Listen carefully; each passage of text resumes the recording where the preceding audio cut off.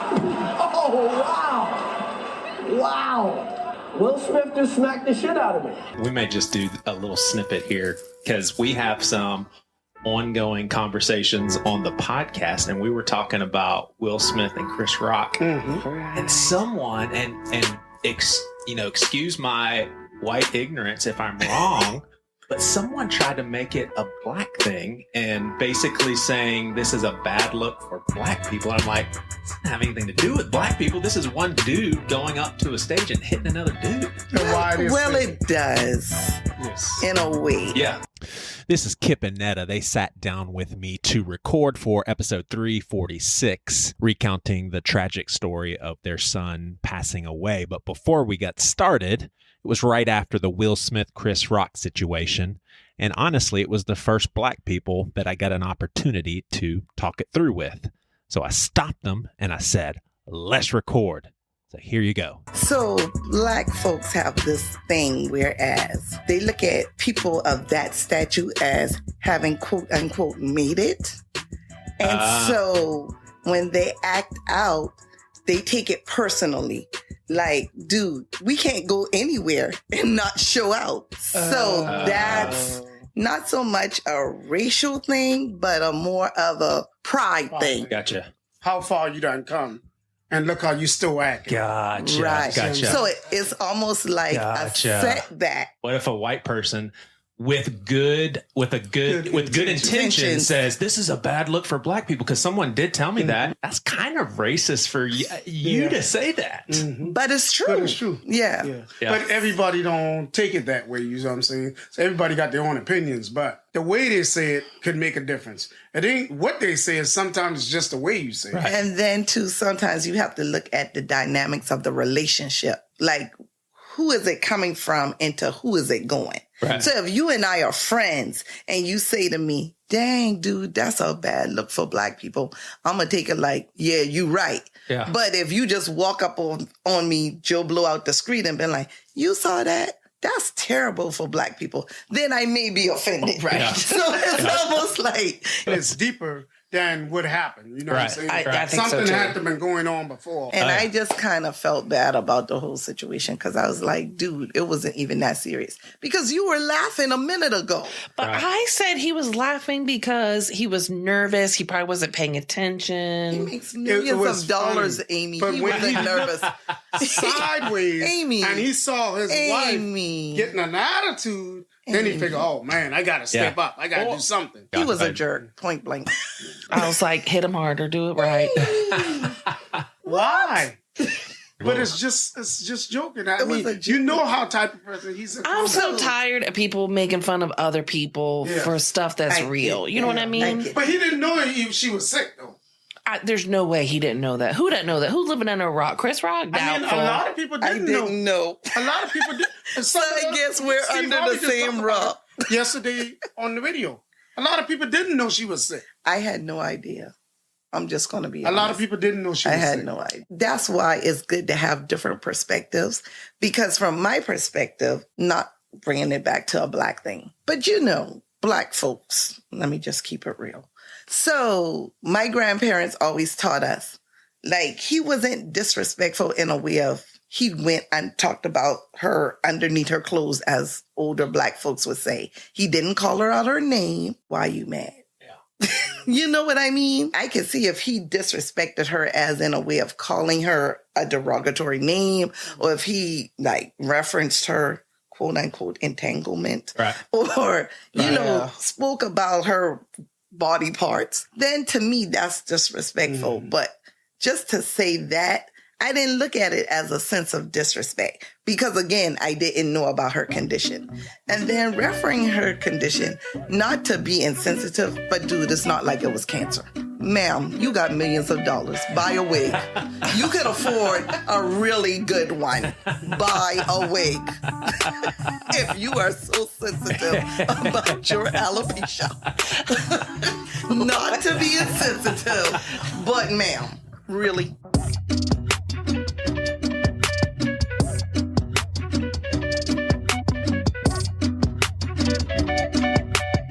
So, Matt, we had this conversation recently, in the Bear With community as a queer guy and as someone who has fully deconstructed out of the Christian faith, how do you think our public gathering went, in which we actually had both quote unquote sides represented, Christians that were affirming of the gay community and Christians who were not affirming? How do you think that went? I think I told you before, I think it went extremely well. And I was really excited to see people participating on the live. I thought everybody was respectful and made the points that they had. And there was love all around, I think. We also had a survey in which basically the question was posed. This was just to the Bear With community last week.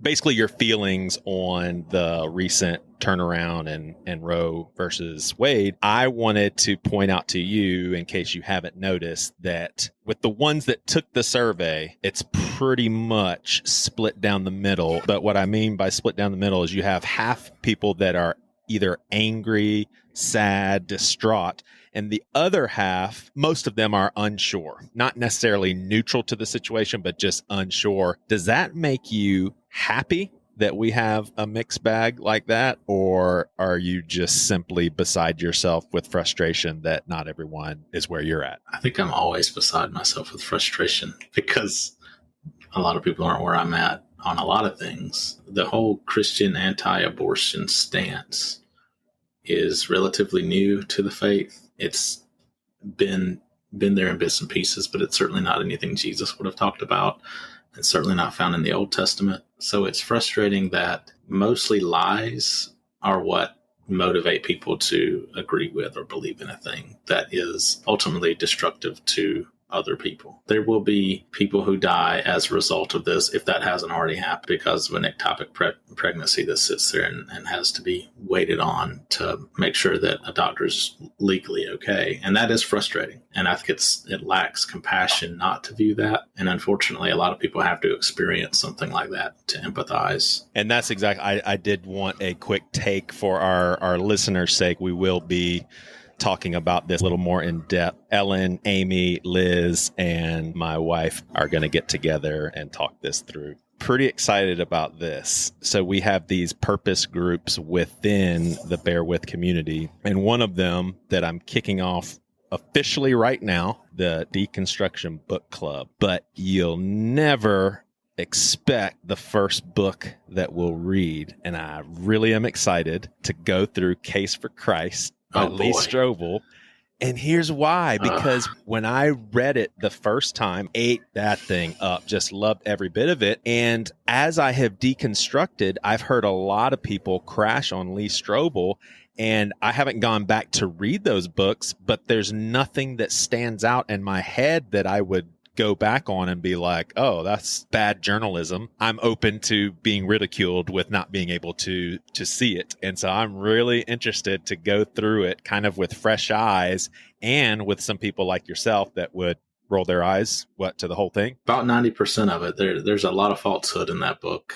For a journalist, you would think that he would be able to, do an extra 10 minutes of research to get to where the falsehoods become apparent. But there's a lot of very convenient fact in it that is oftentimes not fact. Now, I sound like a hater, but he's on the same level of like respectability as like Ken Ham to most non-believers. I have no idea, and we'll consider this your opinion. But does he play a part? Because at the beginning of the book, he says that he went into the investigation trying to disprove. Yeah. Like, do you not believe that narrative? I think that's because if you do, then you're basically saying farcical. He's really dumb. I don't think that was what he was attempting to do. He had a position and wanted to defend it. Typical apologetics stuff. I mean, I think his major crux point is like Josephus or something. Yeah. It's been many years since I've read that book. And I think he's got 2 or 3 now. The result of that book there's a case for everything now, man. He is a multimillionaire. And I think he wrote a book that was sure to take off in Christian bookstores and make a lot of money. He was able to build an empire on it. So good for him. Well, I'm going to cross my fingers that we can get him on here. That would be great. But bottom line is we are going to have a Lee Strobel show, even if it's just talking about him. Right now, I'm Team Lee Strobel, and I may come out to look like an idiot, but from what I remember, that dude had some good points. So, Matt, thanks for joining me here for a second. We're going to get you on here for a full episode. You've let me in on little bits and pieces of your story. I want to sit down and hear the whole daggum thing. Yeah, I'm down for it whenever. We'll just cry together. Probably will.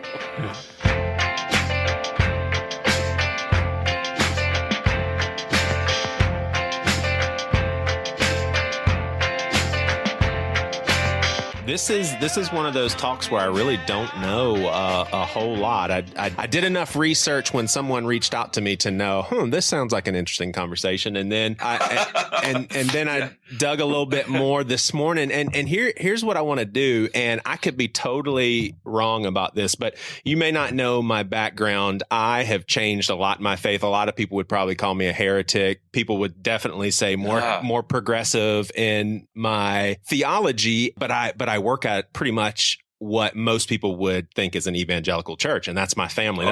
That's who I've been with for 20 years, and I feel like it's a very healthy environment, and my listeners are sick of hearing that. But on this show, I voluntarily, I would say I've committed to some things, and these things happen to be important to the audience also. Like, it's why they listen. It's a part of why I do this. So if people come on and they say something that I disagree with and there's no relevance to the conversation, I let it go because I don't want to talk about it. I disagree. Who cares? Moving on. It doesn't have anything to do with the conversation. But here, so Jen Johnson, I don't know if you know who that is, but Bethel Music, I'm sure you've heard of, kind of a really big deal. Well, this is so funny, man. I think they accidentally reached out to me. They reach out to me. Why does Jen Johnson want to come on this podcast? Yeah. But they reach out. He's like, yeah. I'm like, yeah. So they reach out, and she's got a new book coming out. And I basically am like, cool, that'll be awesome. Why does she want to come on? And so I'm thinking at some point when these emails are being exchanged, at some point she's going to be like, oh, we had second thoughts, or we've got an overlap in schedule.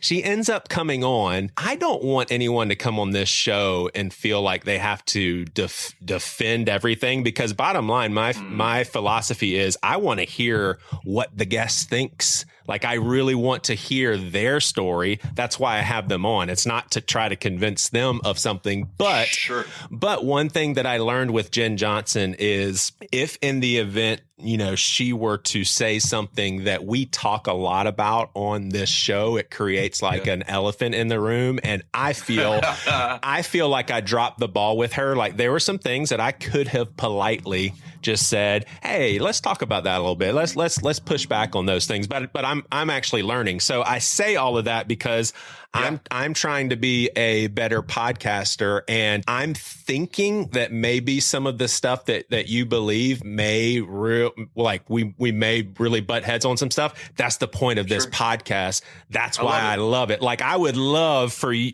by the end of this conversation, I'd love for you to be comfortable enough to say, Joey, that's the stupidest thing I've ever heard. Now listen to me one more time. Like, that's the kind of feel that I want. Does that make sense? Do you feel a little more at home, or do you feel a little freaked out? Which one is it? No, dude, here's the cool thing. Yeah. For me, I'm good with having conversation. I can tell you my story, and you can buy the story, or you can be like, you're an effing idiot. Yeah. So honestly, for me to be able to go there with you sounds great. And I think that's the best way to start, is hearing your story. And I will give you one more context, more piece of context. I have released over the past 2 years. It's now a 6-part series, but it recounts my mental health crisis in 2019. So I have a background with a lot of depression, anxiety. It's always been a part of my life, but 2019 was a different animal. Like, it landed me in the hospital. I was suicidal, all of that. So you're in, not that you are uncomfortable, but you're in really good company when it comes to mental health. Man. And it's something that I actually really can say, I know where you're coming from. Maybe not exactly how you felt because everybody has a different life, but I know the feeling of having thoughts and you're like, I know these thoughts aren't really me, but I still believe them. I don't know what to do and it's making my heart go crazy. So tell us your story, man. Like maybe do this. Start as a child. Did you grow up in a family that really had emphasis on spirituality? Or do you think you grew up in a healthy culture? Like I got a lot out of my evangelical background and I also got screwed up big time from it. So when did you know, oh, I have an additional challenge that has to do with my brain, because I didn't know it until college, man. And it would have been way more helpful in middle school. Like I struggled with this stuff in middle school. I just didn't know. I thought that was how everybody's brain works. So yeah, man, give us your story. Well, real quick, are you fixed? Am I fixed? What do you mean? Oh, yeah. I am fixed. Are you fixed? I mean, that's one of those things. It's like, do you consider yourself healthy or? Yeah. Okay. Yeah. So that's the reason I asked that is because for me, it's constant management. You know, I don't know if I'll back up. I wasn't registering what you said about fix. Now I get it. Dude, I seriously was thinking, like, you know how as I get older, there's like a connection. I was like, is he asking me if I had a vasectomy? I don't mind. Did you get fixed? Have you? I don't. Did they tie the tubes? I don't mind telling him that I got a vasectomy. I just don't understand the question. No, I am not fixed. I love it, dude. I am That's a broken so guy. Awesome. We went way personal there, didn't we? Yeah. So, I mean, the understanding where each other's coming from the management side of this is common ground already. My story is I'm one of the fortunate ones in the sense that I grew up in a family that I had a really great dad. And a guy that I've truly looked up to. And my mom's awesome. So my dad has since passed away, and my mom's still around. We got her out of Seattle, moved her to Central Oregon with us, our family. My wife, Carrie Ann, I've got two kids, a 17-year-old girl and a 14-year-old boy. Sweet. So I'm 46. So my family, young growing up thing was good. Yeah. I was diagnosed when I was 30. Gotcha. But really I hate saying all hell broke loose, but my standards were really high for what my marriage was going to look like. I expected of myself. I wasn't achieving those things. I wasn't the hero I was supposed to be, I thought. And because I had this hero complex, I actually thought I was supposed to come through in some way anyhow. And then as a worship pastor, I had been a music pastor for years, and I realized, holy crap, I'm too messed up. I'm a total sinner. Right. What's wrong with me? Right. And I think that was really connected with the mental health component too. But so by the time Carrie Ann and I got married young, I was 22, she was 20. Yeah. And those first 7-8 years were really, really hard. Right. They were rough years, and we didn't have a name for it. I mean, I wasn't bipolar 2 from a diagnosis standpoint until I was 30. Would you characterize the last, I think you said you're 46, so doing the math, would you characterize the last 16 years as tumultuous? Would you characterize it as, lots of ups and downs? Did you have something like I described that really marked me, like there will always be in my life before 2019 when I almost died, after 2019, and two totally different lives. So I have a before and after like you. So the quick version is simply before 30 and maybe the first year or two after 30 were rough as we were especially trying to manage and dial in the medication cocktail. That was hard. Yeah. But once we got that dialed, it's been a before and after. Yeah. I've maintained my health. I was nearly 300 pounds. Just as an example, I was able to manage my weight to the point, even after they told me this medication's going to cause you to gain weight. And I'm like, hell no, it's not. Right. For me, that was absolutely not going to happen to me. Right. And so then I've been able to maintain my weight, which is a good indication of where I've been a mental health standpoint as well. Congrats, man, just on all of that. And as a fellow struggler, I really am sorry. Isn't it crazy? Like once you've gone through those sorts of real dark times, you can't help but to stop for a split second when you hear of someone who, Jennifer down the street, her mom is in the hospital, tried to commit suicide. I just pause for a second, not like the spiritual thing, but it's like, I know kind of where they're at, and my God, I hope I never go there again. You know, I just kind of stop. No kidding. Yeah. Let me just something that you said as far as learning how to, these may not have been your words, but learning how to love yourself or something. Listen to what I was really thinking about something. So first of all, I grew up saying love God, love others, and then I totally forget the part about love others as you love yourself. Yeah. And I thought to myself, because I've learned to, my therapist would say, if you have to prioritize your mental health because you're going to be better off to everyone else, the healthier mind. But I even thought about this. Outside of God, Joey Svensson has the most opportunities to love Joey Svensson, because Joey Svensson knows the shitty thoughts. Joey Svensson knows, I cannot believe I thought that. I cannot believe I did that. I cannot believe I was thinking about doing that. Like I'm first in line, me and God's first in line to have compassion and grace on Joey Svensson. And I don't do it. I'm learning how to do it. But isn't that crazy? Like we need our own love for ourselves. What a concept. Yeah. And that's actually not a weakness, to extend the grace and mercy to yourself. Right. You know, that's a strength. All right. So the book that you wrote, Heroic Grace, like give it to people kind of in a nutshell.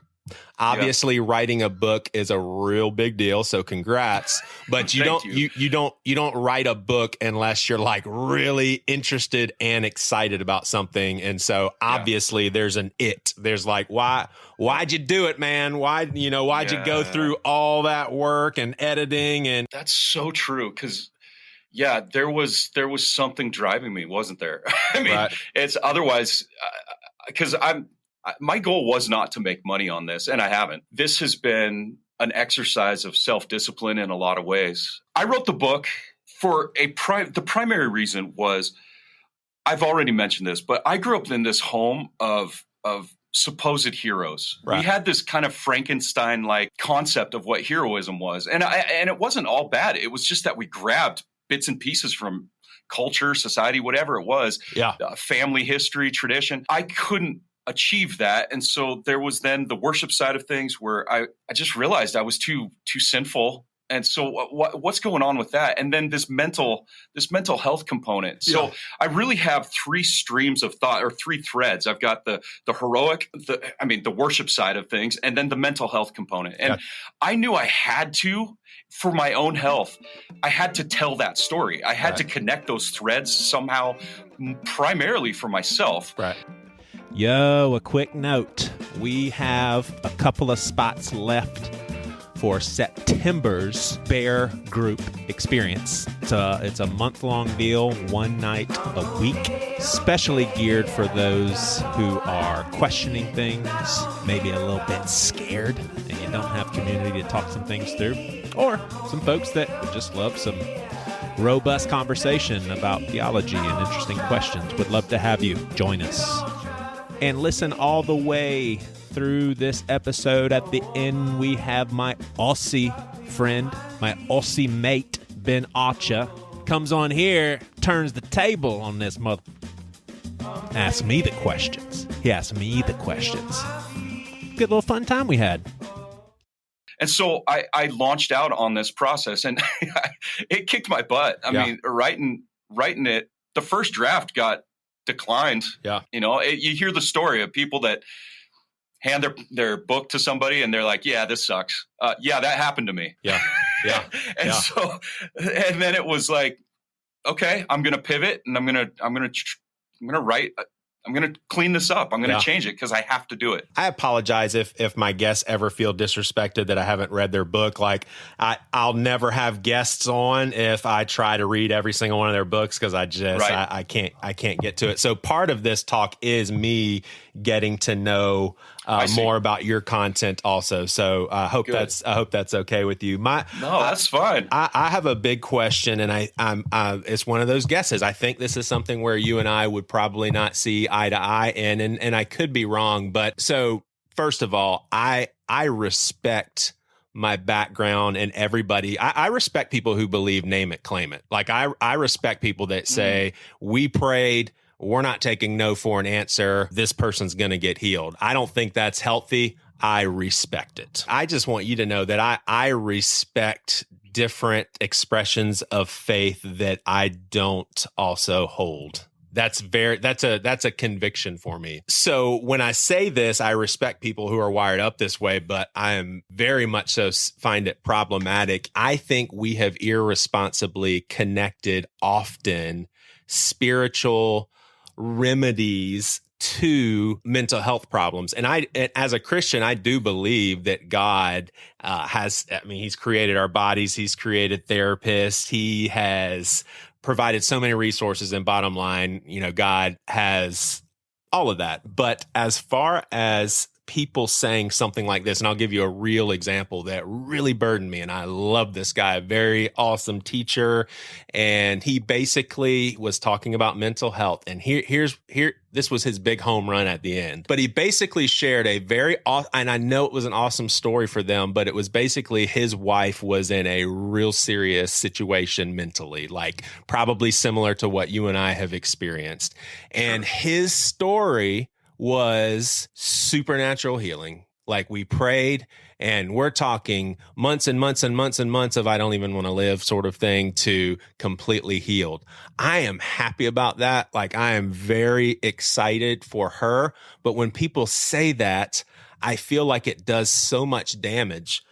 Worst case scenario is someone could say, oh yeah, I must not have enough faith, so I need to get off my meds, and they end up killing themselves. Oh, yeah. But I would say even another negative thing would just be someone who they finally got over the stigma of medication, and then their faith is so dear to them, their pastor's so dear to them, and they hear their pastor talking about if you take medication, you don't have enough faith, and so then you have all of that guilt stuff. But just kind of scratching the surface of what I saw in your book, it does not sound like a real abrasive at all. Oh, just pray and your mental health is perfect. But I am curious the connection that you have with praise and getting better, because I would agree that exists. I think my uneasiness is how we share these things to other people. I'm good with some of those assumptions about the church and maybe even myself. I think the value is talking through it. Here's where I stand. I absolutely, in my experience, have not experienced that you can pray bipolar away. Right. So that's number one. And yet, I do believe that God can make healthy what he doesn't choose to heal. So I'm, in other words, I'm proof. Hey, that's good. Say that again, man. I'm going to be an evangelical and say that'll preach, man. Say that again. God makes healthy what he doesn't heal. And I'm proof. And the reason I'm cool with that is because my pain has really become my purpose.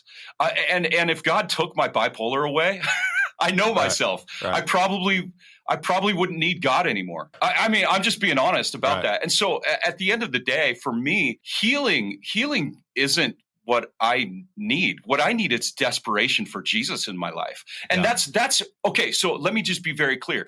That is the miracle for me of my bipolar disorder. It's not that God healed me. It's that he made me desperate for him. I'm desperate for a friendship with Jesus for the first time in my life. Right. You know, I went 30 years without really caring about, and here I was a pastor. Yeah. I was leading music in churches and standing on platform and I wasn't pretending, I don't think, but I didn't know what I didn't know. Yeah. I just kind of was missing it. So I suppose one other way to say that is that even when healing is an absurd impossibility, yet health is still health of some kind is always an option. And one last thought is that one of the things that I really struggled with in my experience with the church is its inability, it seems, to address the wholeness of the person, the mind, the body, the spirit. Yeah. Rather than, we want to just be like the spirit and then you're healed. And no, we've got to address the wholeness of the person. And so this isn't a naysayer comment at all, but it is one of those things to where I think it's super important to kind of jolt people's minds a little bit. So I was pastoring a church during that time also, and I need to do a whole, I did do a whole episode on how our church handled it. And I am extremely grateful to be part of a church that took care of my family that way. But there was a point. So I don't know if you've heard of scrupulosity, but it's a scientific term for an OCD that is closely intertwined with spiritual heaviness, scared of hell. So I'm not joking around. As a kid, I would have to write down on a piece of paper, you asked for salvation, because if I didn't do it, then there'd be something obsessive in my head saying, you never even asked God to save you. And then I'd be afraid I was going to go to hell. Then I would pray again. And I'd be like, wait a second, did I address God the right way? Oh, wait, I didn't say it audibly. Is God really omniscient? It was crazy, scary stuff. I cannot, but I have come so far from all of that, so far removed from that. Thank the Lord. But in 2019, dude, I am telling you, I went all the way back. Like I literally remember sitting in the living room with my parents. This is literally 3 years ago, watching a show with them. And I kept going into the room that I was staying with my parents at the time because I was that unhealthy. I kept going into the room that I was staying in to say the sinner's prayer. This is 3 years ago. Why I say all of that is, at that time, I really am sorry for how this makes some Christians feel, but I had to stay away from spirituality because my brain was not computing and processing it well. And so talk about leaning on someone else's faith in a different sort of light, because I wasn't consciously leaning on their faith, but they did have faith and they were praying for me. And I just say that because I want people to realize that I believe God is truth. I believe that God's going to fix everything, but he also made the brain to process every single thing in our lives, including God. And so if it's broken, we can't trust how we're processing spirituality. I have actually told someone this advice because I could hear what they were saying and I could hear the wheels turning. And I said, you've got to stop thinking about God right now. Because every time they did, it went to condemnation. Every time it did, it went to this verse and that verse and these things that are just scaring them to death. I'm not even necessarily asking for a response. You can respond, obviously, but I just wanted to throw that out there. Well, I'll just offer this. In my experience, it might sound really trite, but a sick mind leads to sick thoughts, which leads to sick actions. I grew up in a Baptist church, and when I remember hearing somebody say, "Oh, this so-and-so committed suicide," that was the phrase that they used. They committed suicide. Right. That is the most selfish thing that person could have done. And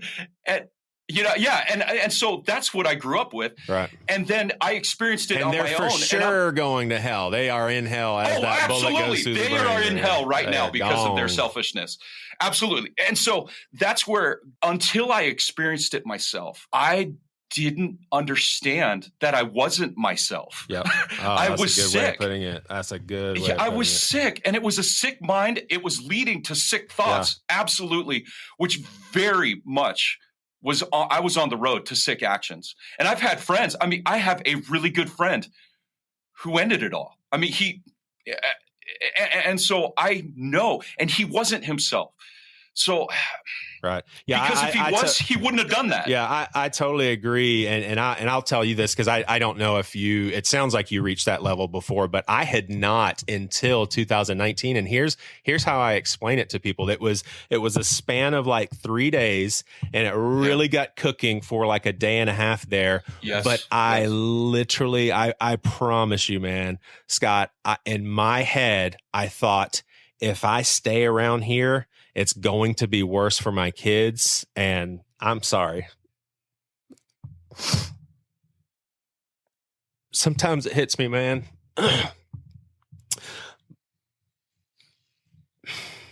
To be at that place and to like believe something so ridiculous, and to think that potentially could have been my next step, is to obliterate myself outside of my family's life. But like, people can't understand, there was no selfishness. In fact, there was a part of selflessness. Like, I got to get the hell out of their lives, because I'm only going to hold them back and create sadness, because I'm not getting better. I'm not getting better. There's no chance. You guys don't realize this, how I feel right now. I promise you. I mean, people were saying, dude, there's light at the end of the tunnel. No, there's not. You don't know what I'm feeling. It's done. I would look at pictures in the hospital thinking, wow, it was nice when I was able to parent them. Sucks that time is gone, you know? So, correct. So yeah, I'm with you with the suicidal thing. And to think that listen to this, in high school, a friend of mine, this is the burden of evangelicalism that was on me personally. I'm not making a broad brush, but a friend of mine commits suicide, and I couldn't be a normal person at school mourning with the rest of my classmates. I put the responsibility on myself to basically insinuate that my friend was lost, and this is why you need Jesus. So instead of just mourning with everyone, I felt like I had the burden on me to make sure everybody that could possibly be saved through this is saved through it. I mean, gosh, it was so toxic. Oh my gosh. Oh, dude. I did write a whole book I called it Fundamentalist, and it's basically my mental health story intertwined with the whole OCD and all that. So with Heroic Disgrace, would you say it's more of a nonfiction, hey, here's my story, and here's some practical things that I've learned, here's some questions that you can ask in small groups, or this is a narration beginning to end, take it or leave it as my story? Like what are people going to read when they get this book? It's a narration. Gotcha. With stuff that I've learned. Gotcha. As crazy as it is to say, I understand mental health, and I can probably somewhat sympathize, but I don't know what it feels like to be bipolar. Like my thing is depression and anxiety. So what's that like? Well, you absolutely understand the low end, right? I mean, right. And what sucks for you is you never experienced the high end. Like right. At least give me that, God. Come on. At least give me a high end. Right. No, and that's, I mean, there's the bad high, but there's the glorious drug-like high of hypomania, which sadly you didn't have. I mean, like if I had to pick between the two of us, I pick me 100% of the time. Okay, enough is enough. Move on, man. I'm feeling worse about it now. You got the better end of the deal. I get it, man. I did. The hypomanic side of things is really fascinating, because you can feel, I can only speak for myself, but I experienced things that I thought I was smarter than you. I thought I was more talented than you. I was able to create better than you in every capacity. The world moved slow and Scott Box moved fast. Anyway. So the problem is that I call it hypomania land in my book. I mean, it's like Disneyland, and you want to stay there as long as you can. That's been my experience with Disneyland. I always loved it. It was magical. It was all this great stuff. Yeah. And I hated leaving. Yeah. It was the same thing with hypomania for me. Yeah. The problem with leaving hypomania is you could leave on the way up, or you could leave on the way down. And on the way down, we understand from a depressive side of things, that always would happen. And it's just when the floor fell out, it was terrible. if I hadn't reached the top of the ride, that's when impulsivity would kick in and things got very dangerous. Financially, sexually, you just fill in the blank. Right. It was bad. And then irritation levels, that lights were too bright, sounds were too loud, clothing, I had to get out of my clothes. I wished to God I could hover over the carpet so my feet wouldn't touch the ground. There was stuff. It just got so bad. And jeez. Is anxiety, just real quick, just for my information, is anxiety playing a part in there? Is that because anxiety plays a role in my depression? Entirely. Well, there's a comorbidity, whatever they call about it, a crossover of symptoms. Gotcha. That absolutely plays into this, and I think some of it too, Joey, comes from it's the ADHD stuff. There's some of those crossovers of symptoms, and I'm not a doctor. I can't say for sure how it all works, but bipolar. My understanding is that it's a chemical imbalance in my head. I was afforded the opportunity because of the medical team that I had to then put those chemical pieces together with medication. And so that did take a long time to try to dial in. But once we got it, we got it. Yeah. And I'm still Scott Box. I'm still that guy. I did have to give up Hypomania Land. I can't go back. And the reason I can't go back isn't because I don't want to. I freaking want to get back there. Right. The cost is too high for my family and my friends. I was destructive with my family and my friendship. An analogy that I like, it has actually been helpful for people, because you're talking about this whole I'm still Scott Box, and people have a hard time with this. And here's what I say is every day is usually people aren't gonna have like a tragedy every day. Nobody is, but you're gonna have ups and downs for sure. It's just for so you know, this is one of the most difficult things of my reality that caused me panic attacks. Is what just happened. It's where I would lose train of thought right in the middle of a dang thought. Look at that. Yeah. And then I would be like, oh shoot, I have to just keep talking. Right. And then I would start sweating. It's the worst. Dude. And then the walls would close in. Yeah. And yeah. Oh, dude. There's been times where I've been podcasting with someone who I really respect, and I'm like, oh shoot, I don't know where I'm going. and I at some point I just have to cave and say, I'm sorry. I don't know. I can't speak for other people, but this is what our humanity brings to the conversation. And we don't have our crap all together, Joey, but we're real dudes with a real message, man. Right. And I for sure. And I love the title, by the way, because it's uneasy for me to say about myself, but in a heartbeat, I will say about you and anyone else who makes it from day to day with mental illness. There is some heroism in that. But the analogy that I was going to say is my life's probably not going to fluctuate a whole bit from day to day. In fact, there's been times in which I've struggled with anxiety off the charts, and my day didn't even change from yesterday. And yesterday I was fine.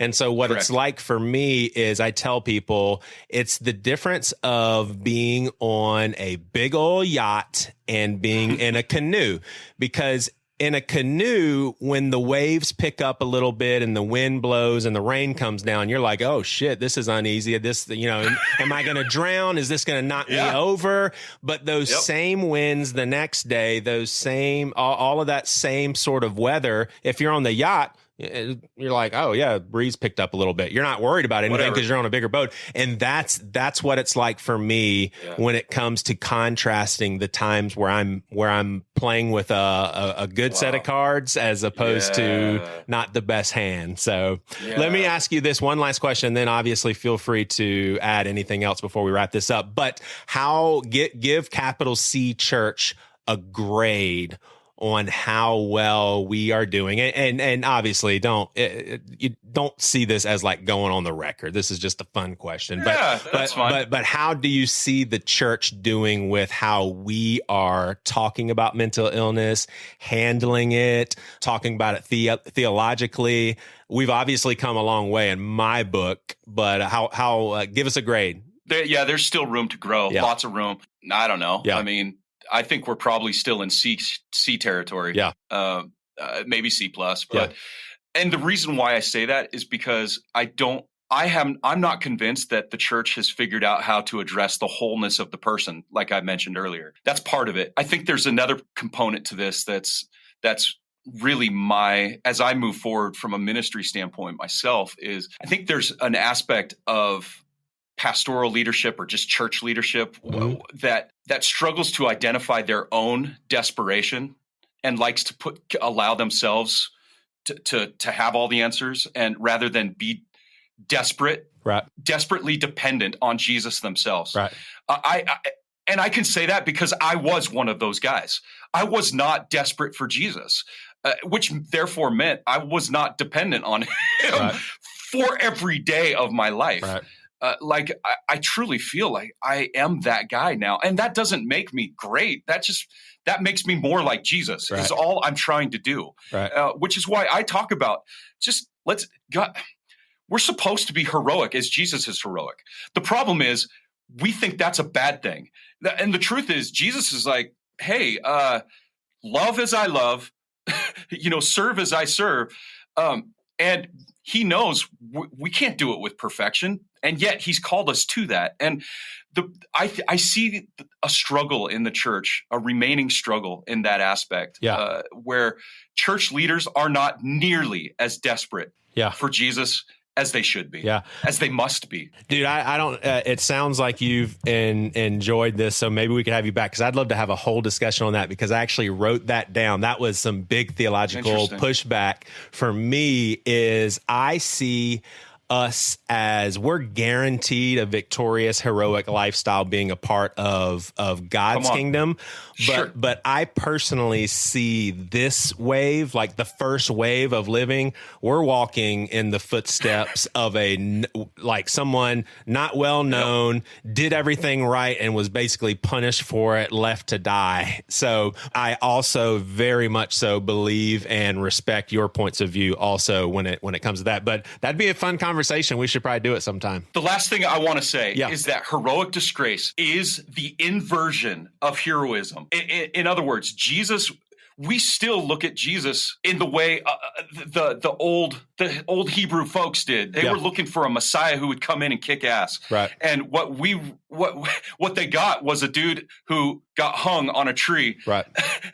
and was basically the biggest loser. Yeah. And yet that's the inversion, is losing was winning. That victory is something that we're supposed to do. We must bring into our faith and our witness. This must be our witness, is this measure of heroic disgrace. So heroic disgrace, order out of chaos, hope out of fear. Love it. I love this time with you, man, and I certainly appreciate it. The foreword, so I'm a big music guy. I kind of got into like the real, I would call it metalcore. I would call Korn new metal, and nothing against those guys. I didn't like new metal, but holy cow, your cousin, it was in Korn. Yeah. That's cool, man. That's cool. Which guy? I know there's some Korn fans and they probably know him by name. Which guy? Yeah, Head. So Brian Head Welch is my cousin, and here's why Brian matters. I've never been one to name drop. Yeah. In this case, I will. Yeah. And the reason why is because Brian, and if there are Korn fans out there, I mean, which there are, in your audience. Just think about if there was a grandma listening right now. She's like, yeah, I like corn, but I like peas and carrots too. I don't know what the hell they're talking about right now. No, they're a band. They're a band you probably wouldn't like. But Brian matters to my story because in 2005, 2006, when he had this giant conversion, and it was a very public conversion. Right. I know. I'm connecting the dots now. Are you getting it? Yeah. So when Brian became a Christian, a follower of Jesus, the world stopped. I mean, media just jumped on it. Yeah. Everybody was on this thing. And everybody was scratching their heads first off, and everybody was going, maybe not, maybe, whatever, but it's not going to last. Sure enough, here we are in 2022, and Brian is an amazing man of God. And here's where it fit in my story is that I was a pastor and I was leading music in a church, and my faith, my journey with Jesus was not like Brian's. There was something missing. I didn't know, I couldn't understand, but I could not recognize what it was that Brian had that I didn't have. Yeah. And ultimately, I realized, yes, he had a bigger platform. He had all of that stuff. But that didn't, what I was looking at was the faith component. And ultimately, I realized that Brian did have a desperation for Jesus that I didn't have. This is what triggered that desperation that has influenced my life in so many ways. And so ultimately, what I say is that the rock star led the worship leader. Yeah, that's cool, man. I like that.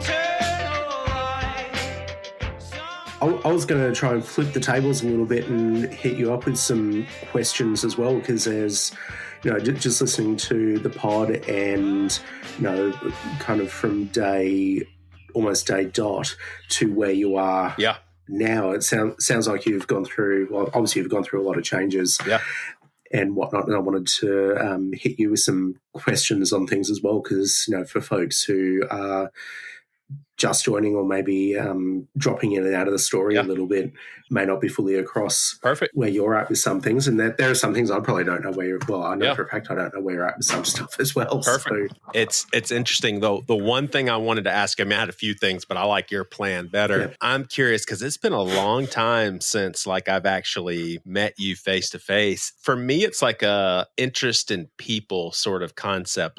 I'm always curious, especially years after the fact, and you and I are still in touch. What was your first impression? I want to say I don't know if you remember Jared Wilson. He was the pastor that actually took his life. Yeah. No. It was Preston Sprinkle. I saw him at some sort of a festival.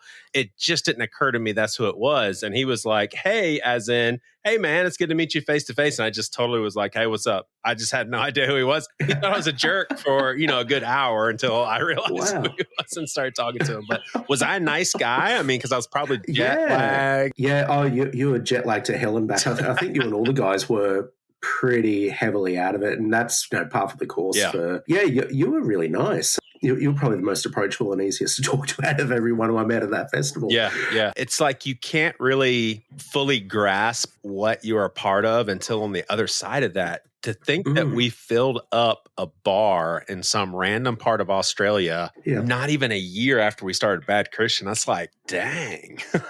Yeah, it was. 2015, we had just started that podcast. That's great. A lot of that obviously was Emery's name, but still, it was like all of a sudden Bad Christian was something that people wanted to come check out. It's just crazy when you look at the years. Yeah, those of us who were heavily involved with the day-to-day of the festival as well, it was having you guys come out when you did, and in particular the last ever festival, and just talking about stuff that we now know as deconstruction and whatnot, was actually a real pivotal point for a lot of us. In our own faith journeys, because the guys who ran the festival, myself, a lot of the volunteers, we've all gone through a big deconstruction process and landed in some very, very different spots. And as well. Yeah, it's interesting too, and this is just my opinion. I think in the early goings of Bad Christian, which is when we're talking about right now, I wasn't deconstructing at that point. I was well into my journey of deconstructing church bullshit. And I think for some people, that's the beginning of deconstruction. But as far as spiritual stuff, we were pretty much fundamentalists. We kind of were. We were really theological. When we first started, I think Matt and Toby were Calvinists. Our cussing is what people thought was so crazy. That's it. Some of the early episodes, you guys weren't LGBTQ affirming at all. I think probably it was essentially drinking and swearing were as far as you guys really went. And that was, kind of the start of the journey for me, because I've always been, being an Australian and going to public school my whole life, I swear just part of my normal vocabulary. And I really tone it down whenever I'm in church or a Christian circle. Yet when I think I had my first ever face-to-face meeting with some of the Easter Fest guys to talk through who we're going to get in. Managing director both went, let's get the bad Christian guys. And like, what? They swear though. Well, we'll take them off site. We'll go to a pub. So you and I have been on this call maybe a couple minutes before we pushed record, and you actually had a good game plan that I'm interested in because you've gone through deconstruction. I have too. The kind of the nature of a podcast is unless you and I are doing this or emailing back and forth, I don't really get to hear what's going on in your head. And you said you actually had some questions for me as far as where I'm at with certain things, but I'm all ears. I'd love to field some questions, man. Be on the other side for a change. Yeah. Thinking back to one of the earliest Bad Christian episodes, and we had Jennifer Knapp on, and you told her, look, I don't agree with your lifestyle, and looking at where you are now, it's really encouraging for me to see that you've obviously come along on that journey, but you're taking other people with you as well, and the way in which the Pastor with No Answers community now is situated, it seems to be a very open and genuine questioning community where there aren't any real fundamental trips of, yes, this is what we believe, this is very much sort of just, okay, we're here to ask questions and things like that, which I think's a good reflection of the way in which you've set up the community, but also the kind of audience that you've attracted as well. Have you found that there's people within the community who are, the PWNA Bear With community, who are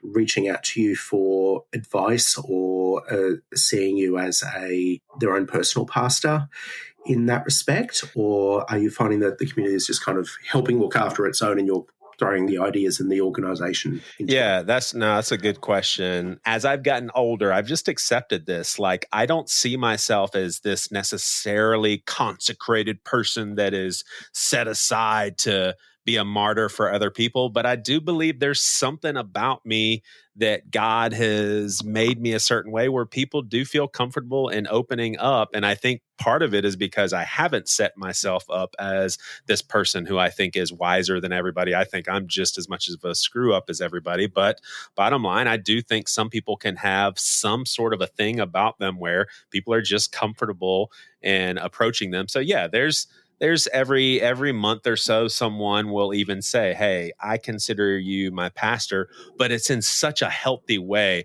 just a very kind sentiment. Hey, you're who I'm listening to. I'm not part of a church. You're a pastor. I kind of see you as my pastor. And that right there isn't alarming to me. I think that if I was hungry for that and I just ate it up and I loved it and that's what fed me, so to speak, then that would be probably pretty problematic. But that's not how my ears hear it. So for me, it's like, cool, I'm kind of older. And if I can help some people that are a little younger, because a lot of times it's younger people, then man, that's great. That's what life is all about, That's really cool. So like I said, I've really enjoyed watching the way the community's evolved. Yeah.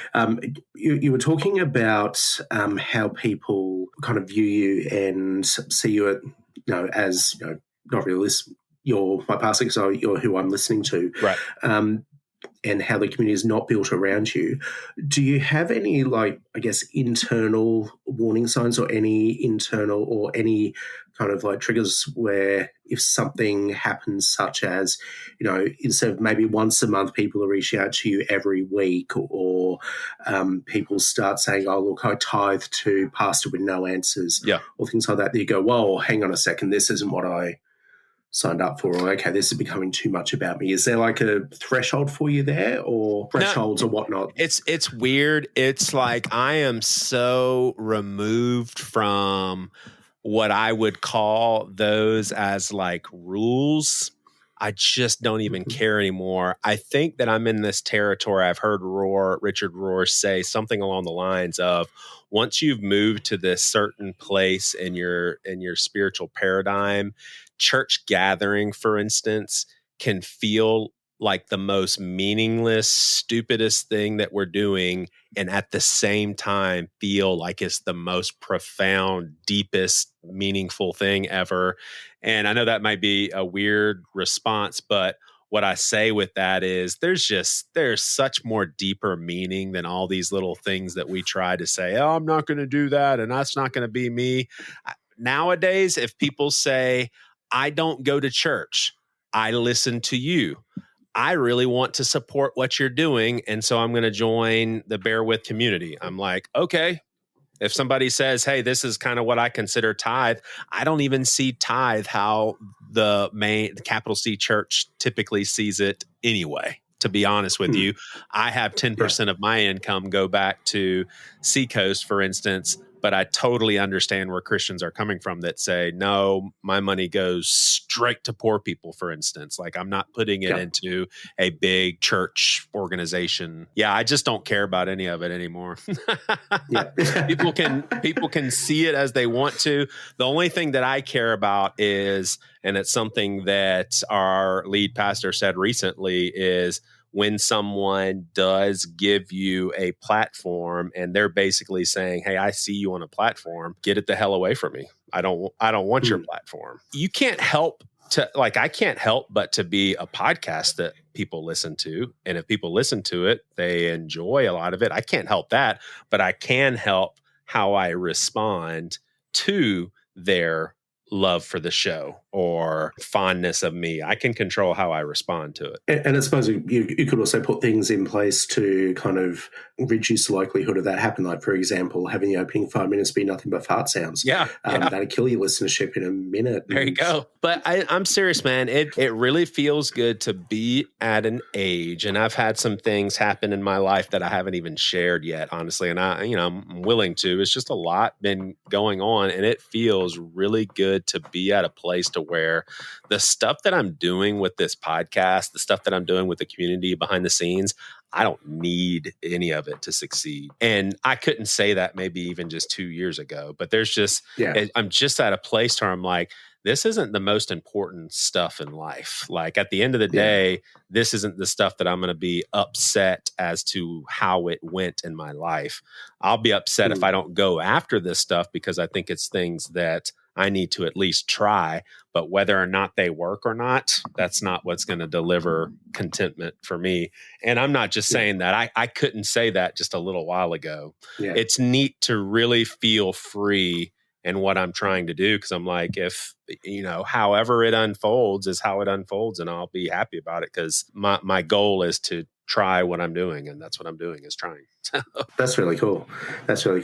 One of the things, I think one of the big differences between Australian Christian church culture, Christian culture, whatever, and the American one is that we don't have much in the way of celebrity pastors, and those that we do have tend to fall down pretty quickly with tall poppy syndrome, that we call it. So, we've got Brian Houston and all the drama that's happened there. I couldn't actually tell you the name of another celebrity pastor here in Australia because they just don't get that large of a platform with us here. Do you look at those guys and just go, yeah, you know what? That's not for me, because I see too many pitfalls with what they're doing. Man, that's a tough one. The lowest hanging fruit answer for me is to first and foremost say I'm no different from Brian Houston. I may have different struggles, but as far as my capability to do something really stupid or to even form habits and patterns that end in a really shitty place, I have that capacity. And honestly, you know what? I'm going to challenge myself on this one, Ben. I'm just going to end that answer right there. Period. I have the capacity to do any and everything Brian Houston has done, and I think it's a good season for me to be in to not try to qualify that any further. My inclination would be to say, but here's where we differ. One of the things that Brian Houston's kind of fallen back on is going, mental health. Does that? You've been very open and kind of documented your own experiences there, and I've shared with you some of my own struggles with mental health. Does hearing him fall back on that as an excuse grind you the wrong way? You go, oh, come on, man, don't play that card. Let's say, and again, this is just where my mind is right now. It's a very, very soft season that I'm in, and I think that my response to that is more of okay, well, if that's the card he's playing, why is he playing that card? What's he scrambling for? Why has he been hiding his whole life? Why did he feel so compelled to make money and make a name of himself? What was he lacking in his life that made him so motivated to do that? I'm not excusing the hypocrisy. I'm not excusing a lot of what most of us would probably say, retractions and stuff that probably wasn't valid or something. But to me, it's just, man, at the end of the day, I mean, a few different decisions in my life and maybe I'm there. I keep stopping myself, Ben, because I keep wanting to distinguish me, and I'm just not going to do it today. Yeah. You just put me and Brian Houston, and we're two peas in a pod. We're two flawed human beings. Yeah. You said you're in a soft season. Well, what's the soft season for Joey? It starts with recognizing first and foremost that I'm not shit.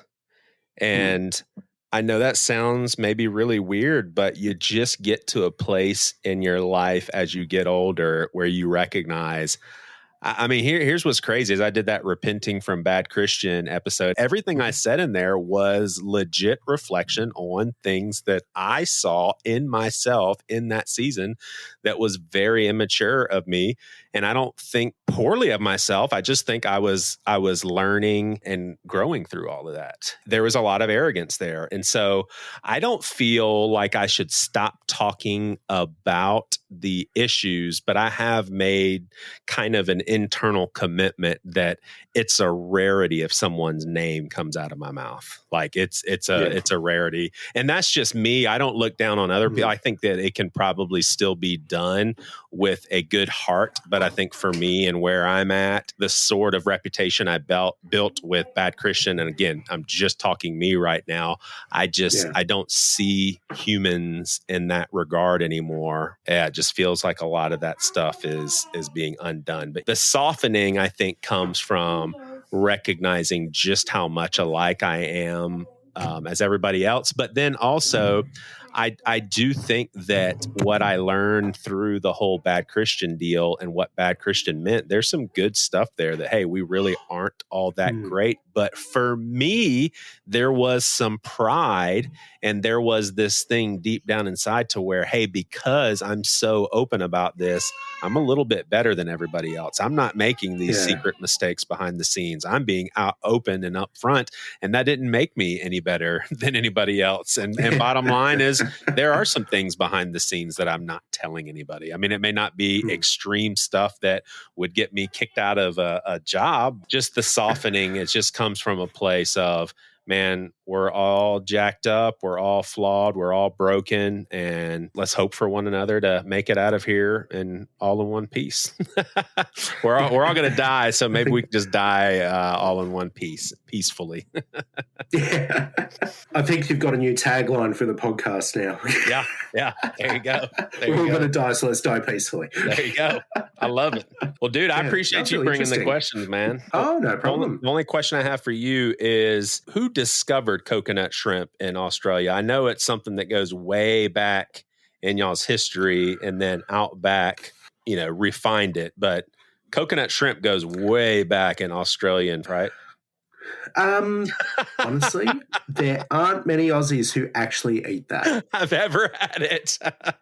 But what about Alice Springs? I mean, y'all all have Alice Springs chicken. You don't even know what I'm talking about, do you? You're talking about Outback Steakhouse. Yeah, but that chicken dish, you're probably like, I don't know what Alice Springs. Yeah, I'm totally talking about Outback. It's funny. Yeah. I've been to Alice Springs a couple of times, and it's not a particularly happy place. I wouldn't recommend it. Last time I was there, I was like, okay, I've got a day in Alice Springs between flights. I'm going to go check out the town. I get a taxi into the CBD. There is literally two gangs squaring off opposite sides of the roads, holding machetes and yelling at each other. I'm like, taxi back to the airport, please. I'm out. Oh my gosh. That's crazy. That's crazy.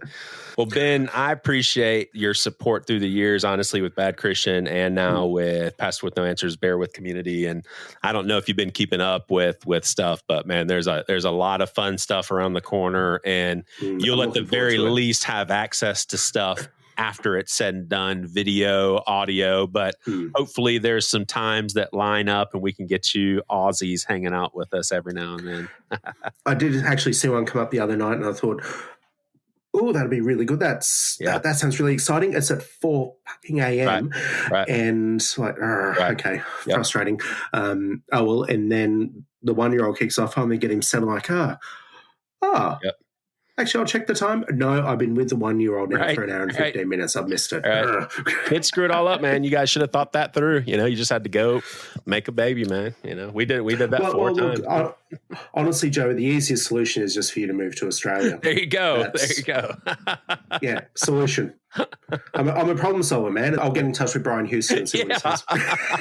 Hey, tell Brian Houston to make me the new, I don't even remember his name. It's so funny when that stuff came out about the main guy in New York City. I didn't even know who he was. Neither did I. I just didn't know his name, but apparently it's a really big deal. Have you seen the Hillsong documentary? No. It's it's pretty messed up, man. It's pretty messed up. Yeah, I'm waiting for the Christianity Today podcast series on it. Are they coming out with one? I've no idea, but I'm just expecting them to. Yeah. All right, cool, man. I got to hop on another call. Love you, man. It was really good talking. Oh, good, Joey. You too, man. All right, all the best. Bye.